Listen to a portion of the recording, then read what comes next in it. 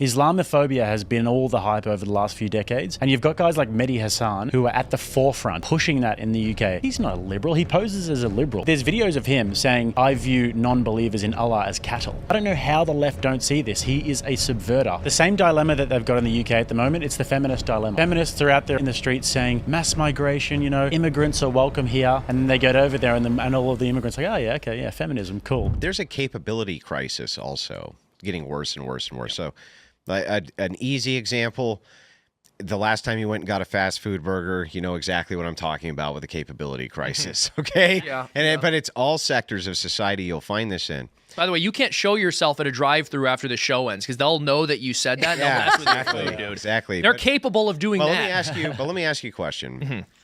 Let's say that you happen to be a capable individual, and just because you're just a little bit more capable than most of the people around you, you're able to subvert an entire institution, because it's not that hard. Yeah. Right? Systems over time, they become kind of decadent, and the rules and processes become more important than the spirit of what those rules and processes were there for. Yeah. And when you just get a slightly capable person in there, they can easily bend an entire institution to their will. Yeah. And so, but the thing is don't they kind of have incentive to be bad guys when you think about it? If you're able to so easily do that, wouldn't you easily look around and be like, well, I'm clearly the most capable person around. People should do what I say. And so it seems to me like, Marxists also, they were masters of this, masters of going into institutions that had these kind of sort of rigid rules that had lost the spirit of what the rules were there for. And they just weaponized them, took them over quickly and went, well, we're the most capable. That's why we're winning. And that's exactly why society should march to our drum, right? Yeah, well, that's exactly the problem with having rules based in a high-trust society now applying to a low-trust society. That's right. These institutions all existed at a time where the rules made sense because people could generally trust one another. They were on board with the same projects. Right. We're not in that position anymore. Nope. I mean, not even close. Not even close. Yeah. Now we're in a position where, I've talked about this a lot, but we're in a position where Americanism and the ideas behind the founding are being weaponized against us, against America. This idea that anyone can come here and be American, and to be American means that you can be a Hindu socialist and become, mayor of one of our major cities or something like that. As the founders intended, of course. Yeah, of course. As the founders. And then if you don't that's what like they died that, for in the revolution. That's what they were dying for in World War II. That's right. That's what my grandpa fought. Yeah. The idea that anyone can come here and be an American was totally refuted with the Iraq War, right? The idea that we could go into Iraq, we could install Jeffersonian democracy, and they would love it, and they would automatically turn into, republic-loving Americans was proven definitively wrong. The idea that you can take people from societies like that, bring them to the United States, and they will then become lovers of Jeffersonian democracy. They will automatically love our liberal society. That is flat out wrong. That's a great point. It is totally wrong. 100% wrong. And to continue to behave as such will not make people into Jeffersonian democracy lovers. It will make America more like the places that they came from. It will not make those people into Americans. Look at Minneapolis. Look at Dearborn, Michigan. Look at New York City right now. These places are like, if you would have told, I was 21 years old when 9/11 happened.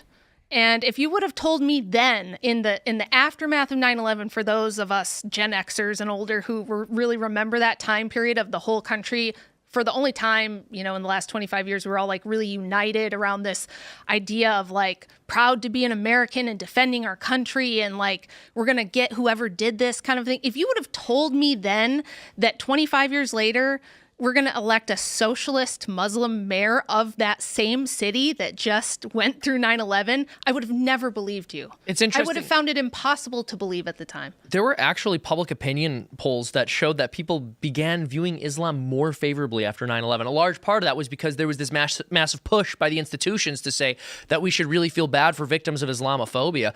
But it's always hilarious because you can poke holes in these ways of thinking so easily. They'll say, well, 9/11 happened, but then innocent, peaceful Muslims who didn't do anything wrong got blamed. So they're the real victims. I'm like, well, hold on. Yeah. Well, Islamophobia happened, but innocent non-Muslims who aren't Islamophobic got blamed. So we're the real victims of Islamophobia. Actually, the UK got completely and utterly screwed by this. Islamophobia has been all the hype over the last few decades, and you've got guys like Mehdi Hasan who are at the forefront pushing that in the UK. He was there for decades as this sort of intellectual, but he's not a liberal. He poses as a liberal or an intellectual, and he goes and subverts the United Kingdom political system. And but we know there's videos of him saying, "I view non-believers in Allah as cattle." Right? That's right. And then he moves over to the United States, and I don't know how the left don't see this. He is a subverter through and when through. you ask, they do see it. They love they it. do see it. They think right. that they want to engage in subversion with him. They believe that they will be able to convert. That they will be able to convert him to a liberal orthodoxy. Yeah. He will not be converted to a liberal orthodoxy. Every single time a left-leaning liberal, whatever you want to call it, person has aligned with an Islamist, the Islamists win, because once the Islamists are given power, they will cut the heads off of people this is that the dilemma. disagree. The same dilemma that they've got in the UK at the moment. It's the feminist dilemma. Yep. The feminists are out there in the streets saying, mass migration, immigrants are welcome here, and then they get over there, and all of the immigrants are like, oh yeah, okay, yeah, feminism, cool. And it's like they actually think, these liberals, that these people will arrive on the shores of England or America, and they will all of a sudden realize their internal yearnings for democracy, Right. and for feminism, Well, it's and for transgenderism. it's a fantastic point. We were discussing this the other night when we were doing debate prep. It is in fact the case that Islam hates progressives. I mean, they hate progressives. They're a special kind of hate.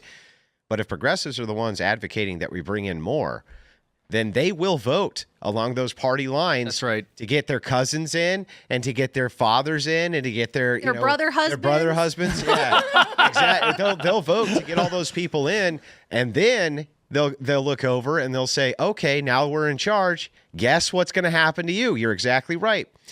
The question becomes this, though, is like it's so obvious that that's going on, right? How is it that these people are able to hold these cross-generational plans for this, and Christians are so incapable? Mm-hmm. We're so incapable of thinking about the Christians who built these hundreds of years cathedrals. It took them hundreds and hundreds of years to finish these great works.